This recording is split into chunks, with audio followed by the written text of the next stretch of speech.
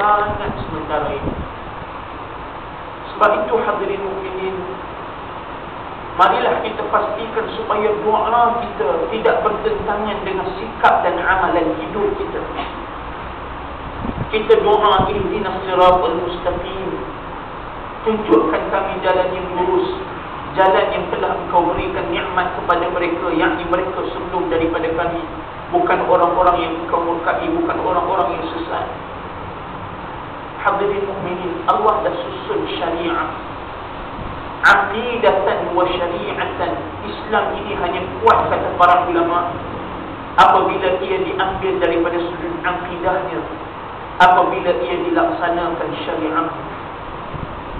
Masalahnya hadirin mukminin yang dirahmati Allah sekalian, hari ini orang Islam hanya mengenal Islam dalam dunia yang sempit dan menolak Islam daripada diamalkan dalam kehidupan mereka, biarpun mereka mengetahui bahawa hakikat yang sebenar Islam adalah penyelesai dan penyelamat kehidupan umat. Kita ambil satu contoh tu je hadirin mukminin. Kalau seorang Muslim yang sempurna, dia tak ada double standard dalam ayat siyam, dalam ayat qisas. Tetapi seorang yang tidak memperingatkan dirinya tentang doanya kepada Allah, iaitulah agar dihindari ataupun dielakkan daripada terjebak di dalam perangai dan gejala yang telah berlaku di kalangan golongan Yahud dan Nasara.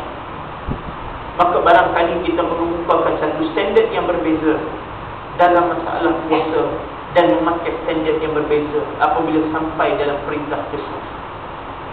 Sedangkan hadirin mukminin yang dirahmati Allah, sirahnya sama, lafaznya sama, tetapi pemahaman dan aplikasi di kalangan sesebahagian umat Islam berbeza. Seolah-olah mereka hanya membaca satu ayat, mereka mengaku sampah satu lagi ayat yang hanya dimulakan ataupun disebut oleh Allah selang beberapa ayat sebelum sampai kepada ayat as-siyam ataupun ayat berpuasa.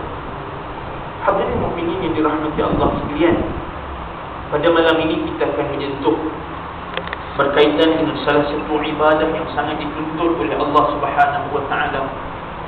Dan insya-Allah kita akan sama-sama melaksanakan ibadah ini tak lama lagi, sempena dengan kunjungan Aidil Adha ataupun Aidul Nahri, hari raya kurban ataupun hari raya sembelihan, ataupun kita sebut dalam bahasa Melayu hari raya haji. Sebab senang orang pergi haji, kita sebut hari raya haji. Tapi kalau kita terjemah dalam bahasa Arab, hari raya haji itu tak kena. Sebab dalam bahasa Arab disebut, dalam hadis Rasulullah SAW disebut sebagai Aidul Adha. Adha maksudnya korban ataupun sembelihan, ataupun juga disebut sebagai Aidul Nahri, hari raya korban ataupun hari raya sembelihan. Mana-mana raya haji ini kita punya istilah. Jadi maknanya ini kita customize ikut budaya kita. Sebab kita tengok dalam ibadah haji ni tuan-tuan, satu lagi masyarakat Malaysia ni dia hebat. Kalau kita pergi negara-negara Islam, khususnya negara-negara Arab, jarang kita jumpa orang yang bubuh nama dia haji dan sebagainya. Sebab ya tak ada haji, kita pun tak jumpa Syekh Haji Wahwah Zuhaili, tak ada. Dia Syekh Wahwah Zuhaili.